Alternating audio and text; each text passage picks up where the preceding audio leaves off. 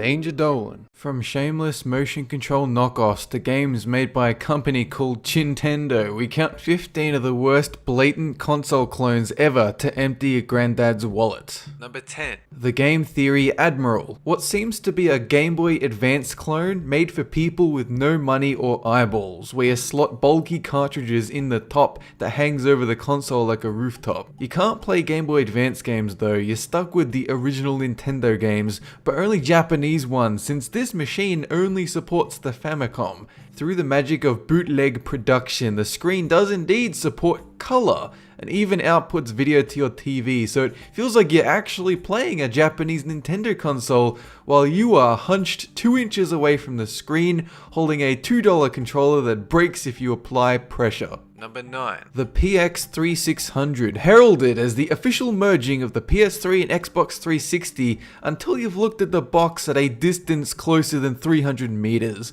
It's a console that displays a disk drive that can't actually open or exist. You can't play PS3 games, nor Xbox 360, but a series of low-grade pre-installed games with controllers that plug into what seem to be Atari 2600 ports from the 1970s.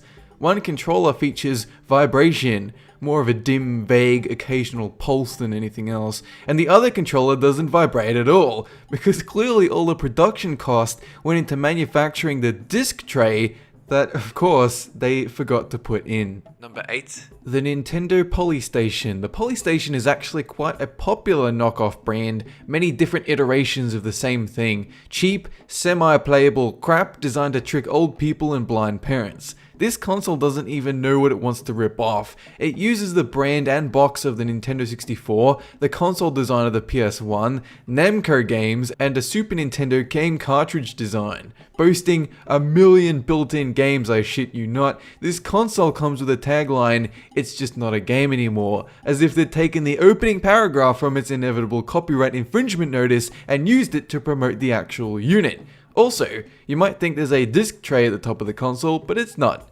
That right there is a cartridge slot. Number 7. Neo Double Games, infamously terrible, an aesthetic ripoff of the Nintendo DS with none of the features, but instead you're supposed to physically remove the screen to change each game. The games themselves are the same ones you've played 1,000 times, featuring LCD people, horrible backlighting, and zero fun guaranteed. Not only is the hinge holding the top screen so flimsy that you have to play on a specific angle lest it crush your fingers, but the bottom screen doesn't even function. It's essentially a case to hold your alternative game, one I'm sure you're gonna spend hours and hours watching collect piles of dust. Number 6. The Wii Vision, another console attempting to cash in on the Wii's former explosive success. The Wii Vision comes complete with full HD visual output at a whopping 240 by 240 resolution and 64-bit colors. The games you're going to find here will be the original Nintendo ones, since emulating Super Nintendo games clearly requires super advanced experimental alien technology that costs more money to produce than that which exists in the entire world. But prepare yourselves, because though this game comes with restrictive, esophagus-crushing limitations, they do package in wireless controllers all at the low price of $150. Number 5. The Chintendo V, like something out of an episode of South Park, but curious since not only did it rip off the Wii, but the guys at Chintendo actually created their own games for it. Surprising since most of these consoles opt to just do pure emulation. The components are the cheapest possible quality here, but at least the wireless V controller has motion control and even sound output.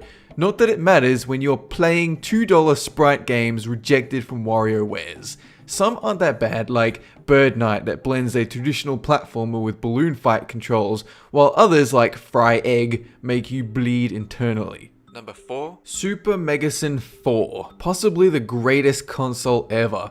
Beating out the overhyped PS4 and Xbox One, the Super Megason comes built in with 1 million games and with extra cartridge. You'll find the Super Megason comes in a variety of models, including the original, which looks very similar to a Super Nintendo, except for the minor detail that the cartridge slot is only used for decoration.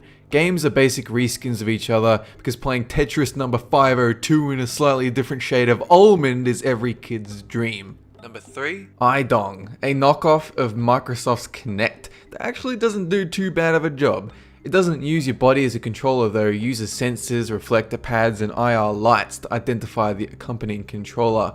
In that respect, it's more like a Wii, but you can also hook the iDong into your PC or set-top box, whereupon it's fully functional. The only thing holding the console back, apart from its shameless hardware piracy, is the name, because when Christmas comes around, what kid asks his parent for an iDong? Number 2. The Mega Drive Extreme. Well, you have to hand it to these guys. They tell you exactly what kind of games to expect on the console you're buying, except the extreme part must be referring to the way it rips off the design of both Xbox and PlayStation.